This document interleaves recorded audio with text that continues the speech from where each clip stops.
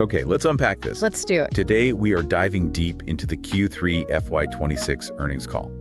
The numbers dropped right after the market closed on December 3rd. And the street was definitely holding its breath for this one. Oh, absolutely. So for you, the mission here is to really pull apart the data.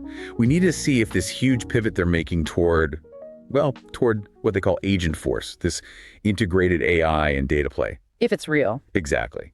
Is it actually generating revenue now, or is it still just, a good story? We're looking for the hard numbers that tell us if they can finally re-accelerate growth. And I think it's fair to say the results gave the market a necessary moment of relief. The mood going in was heavy. Palpable skepticism. For sure. The stock had underperformed all year, and investors just needed proof. Proof that this year of Agentforce was more than a marketing slogan. And the results did that, but the market reaction was, I'd say, tempered. A modest bump. Up around 4%? Right. It wasn't a huge re-rating. It just signals that, okay, Q3 was solid, the major fears are gone, but we still need to see you execute quarter after quarter. So the foundation is solid. Let's start with that financial snapshot. Operationally, this was a stellar quarter. Just incredible discipline. Let's look at the bottom line. Non-GAAP diluted EPS came in at $3.25. Which just blew the consensus out of the water. The street was at, what, 286? 286. So we're talking about a 14% beat.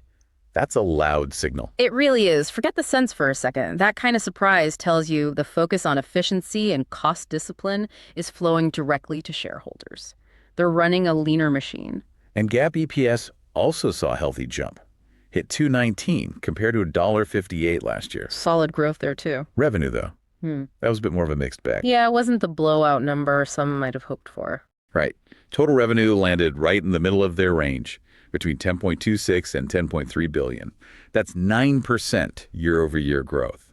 Solid, for sure. But just a hair below what the street was expecting. The growth is steady, but it's not re-accelerating yet. Not yet. But where the story really shines, like you said, is profitability. Oh, absolutely. That non-GAAP operating margin hit 35.5%. Which is massive. It's a huge number. And it's proof that the strategy is working, shifting the sales mix to higher margin cloud and, critically, these new AI offerings. And when you squeeze efficiency like that, where does it all show up? Cash. Right to the bank. This was genuinely one of their strongest quarters ever for cash generation. Free cash flow was up 22% year over year, hit $2.2 billion. That's not just a profitable company. That's a cash engine. Gives them so much flexibility. A foundational strength, for sure. Okay, so Q3 was about execution, profitability. A much-needed relief rally. Yeah. But what about the future? Is this AI momentum just a flash in the pan? That's the billion-dollar question, isn't it? And that's where you have to look at the forward indicators. First, the core engine, subscriptions and support. The sticky money. The really sticky money. That grew 10% to $9.7 billion. That's your baseline. But the real leading indicator, the one everyone watches, is RPO. Remaining performance obligation. Let's break that down because the jargon is crucial here. Please do. CRPO, the current part, isn't revenue they've already booked. It's the contracts they've signed that are guaranteed for the next 12 months. It's their order book. So what did the order book tell us? It signaled really strong future demand. CRPO was at $29.4 billion. That's a very healthy 11% increase year over year. And that's nominal and constant currency. A clean number. A very clean number. Total RPO, looking out longer, is nearing $60 billion, up 12%. Management was clear. This is from strong bookings and early renewals. Customers are signing big, multi-year deals grounded in AI. And we also saw the Informatica acquisition finally close. Yeah. How much of a tailwind is that going to be? They're saying it'll be modest but important. It should contribute about 80 basis points to full-year revenue growth. It's all about owning that data layer for AI. So based on Q3 and that backlog, they felt confident enough to raise guidance for the full year. Which is another huge psychological win for the market. They lifted revenue to between $41.45 and $41.55 billion. That's 9 to 10% growth. And they nudged up the EPS guidance too. And the Q4 guide was also ahead of expectations. The message is clear, the momentum is real, and it's continuing. Which brings us right to the heart of it. The financials are solid, but the valuation all comes down to AI. The speed and the magnitude of that monetization. Here's where it gets really interesting. We've been talking about Agentforce and Data 360 for months. Now we have proof. They dropped some staggering numbers.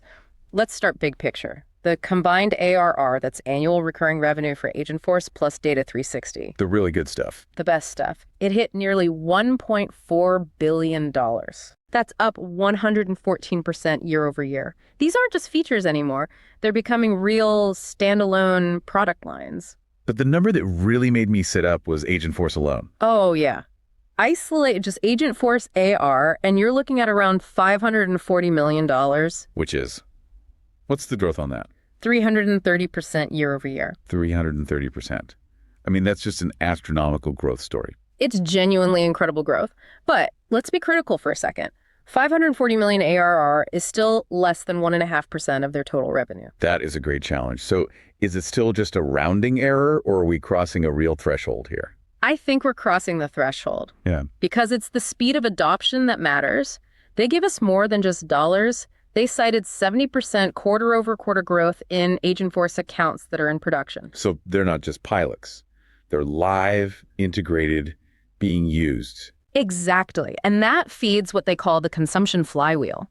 Over half of the new bookings for these AI tools came from existing customers just expanding their use. They're refilling the tank idea. Right. They said 362 customers refilled the tank in Q3. Just 2 quarters ago, that number was 3. 3. That's exponential. It is. And to really drive home the scale, management gave out some usage metrics that are almost hard to comprehend. They've processed 3.2 trillion tokens so far. Trillion? With a T. How do you even contextualize a number that big for an enterprise company? It means this isn't demoware. This is core plumbing being used at hyperspeed. In October alone, they processed 540 billion tokens. That was up 25% month over month. And it's not just talking, right? The AI is doing things. That's the key. Yeah. 1.2 billion LLM calls were powered by Agentforce actions. The AI is taking steps, completing processes inside the platform. And that all depends on the data layer. Garbage in, garbage out. If the AI can't get to clean data, the agent is useless. 100%. That's why that combination of Informatica, Data 360, and MuleSoft is so important. They're projecting it to be a $10 billion plus data business next year. That's the foundation. They kept talking about zero-copy data integration. Why is that a game changer? Think about it this way. Historically, to use your data for AI, you had to make a copy, move it, clean it. It was slow, expensive, and a huge security risk. Right. Zero copy means the data stays put in its secure vault. The AI agent just reaches in, reads what it needs, and acts without ever moving or copying the data. So speed and security. Exactly. And the numbers show it's working. Data 360 ingested 32 trillion records. 15 trillion of those were via zero copy. That's up 341% year over year. Customers want this. Okay, let's make this real. What kind of customer wins did they talk about? They gave some great examples. For General Motors, Agentforce is speeding up case resolution, and they're scaling collaboration to 96,000 employees. That's huge. But the IRS example, Yeah. that was profound. It really was. The IRS is automating up to 98% of manual activities.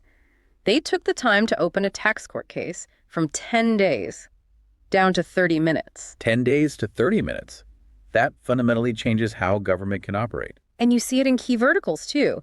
Life sciences bookings tripled year over year. They specifically called out competitive wins against incumbents like Veeva and new deals with Novartis and Pfizer. So it's not just improving old products, it's displacing competitors in new markets. That's the key takeaway. Okay, so we have these explosive AI numbers on one hand and this kind of persistent investor skepticism on the other.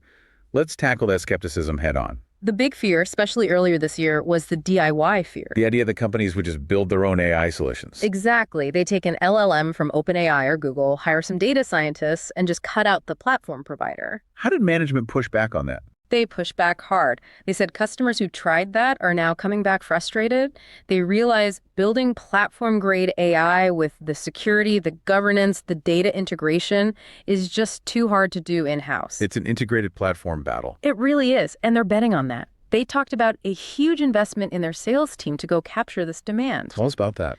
A 23% increase in total sales capacity. 15% of that is already ramped and enabled. They are hiring for the future growth they see. They think the deal sizes are about to explode. They said average order values, AOVs, could multiply by 3 to 5 times in this new paradigm. So you need the people on the ground to sell those massive deals. They also gave some much-needed clarity on pricing, which was a point of confusion before. Yes. They're moving away from complicated per-conversation models and toward predictable contracts. Things like enterprise license agreements and simple seat-based SKUs. Which is what big customers want. Predictability. Exactly. We should also acknowledge the headwinds, though. It wasn't all perfect. Yeah, definitely not. They admitted to persistent softness in Asia-Pacific, specifically Australia and India, and they noted a slowdown in their older marketing and commerce clouds. Which they said they're addressing with new features, but it's a challenge. It's a structural challenge, for sure. So let's zoom out one last time. Why was this report, even with the small stock pop, such a relief? Because the stock was down almost 26% for the year going into this call. Wow. It was dramatically underperforming the S&P, other software stocks. The market had basically priced in zero AI success. So while Q3 was just solid, it was enough to prove the train is on the tracks, but they still need to prove it can get to that $60 billion revenue target by FY30. Okay, now let's move to our final segment. And we have to be crystal clear here. This is not financial advice. This is purely for entertainment, an outrageous but plausible trade idea based on the data we've just discussed. The setup here is it's perfect. The AI story is now real. You have 330% in ARR growth as proof. But the market's reaction was small, right? It was well below the volatility priced into the options market. That disconnect Suggests skepticism is still really high, and that creates an asymmetrical opportunity. Big potential upside if they keep executing. And the trade idea itself focuses on that competitive displacement you mentioned. Right. We heard them talk about tripling life sciences bookings, entering new markets like ITSM. IT service management. Yeah. A space they really weren't in before. Exactly. And this kind of aggressive, integrated AI offering is a direct threat to the incumbents in those spaces. The market is probably underestimating how quickly Agentforce can steal share. So the outrageous but plausible trade is to put on a synthetic long position on this company, maybe using call spreads to target that analyst consensus price of around 326. And you finance that. You finance a piece of it by taking a short position on a key competitor in either life sciences or ITSM. So it's a pair trade. It's a pair trade. The thesis is you're betting the street is underestimating how much leverage they get from Agentforce transforming their core apps and entering new verticals. You're betting on that exponential 3 to 5x AOV curve, not the linear growth the market is pricing in now. And that 23% increase in sales capacity is the accelerator. It's the force multiplier that's going to make that displacement happen even faster in the coming quarters. So to wrap this all up, Q3 confirmed their profitability, but more importantly, it delivered tangible, high-velocity adoption for Agentforce.